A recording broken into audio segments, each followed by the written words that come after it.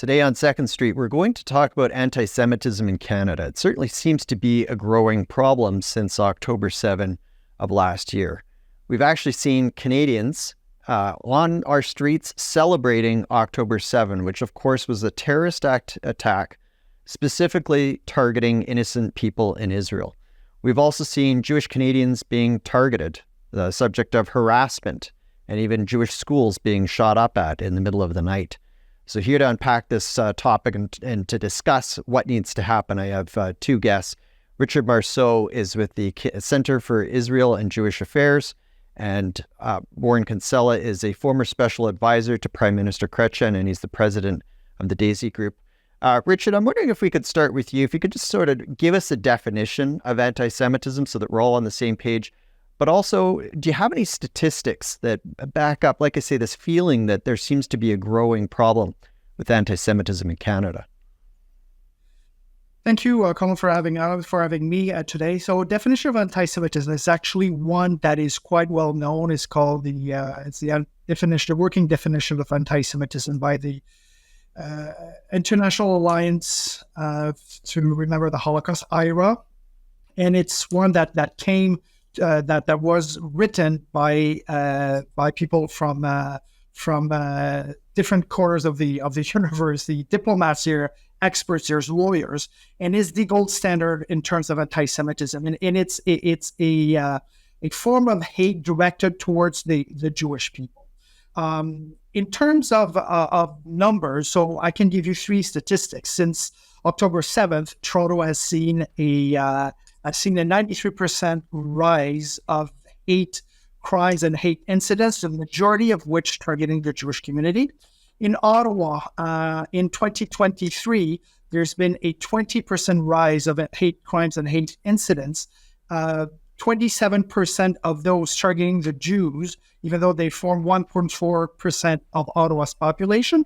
And the last number I can give you for 2023, so it's we don't count into post, in 2024, when there was in Vancouver a rise of 62% of anti-Semitic crimes and incidents, and those numbers actually come from the police forces. So the rise is terrifying, to use a term that was used by the Prime Minister, and it's correct.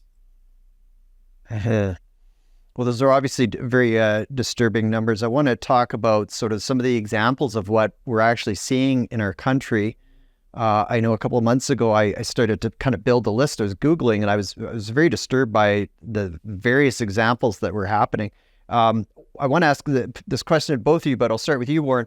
What are some of the examples that you have noticed that have really sort of led to you being quite outspoken about this? Anyone who goes on your Twitter feed will know that you're often talking about this problem. What are some of the more disturbing examples that you've seen? 10 synagogues from Vancouver to Fredericton attacked and vandalized.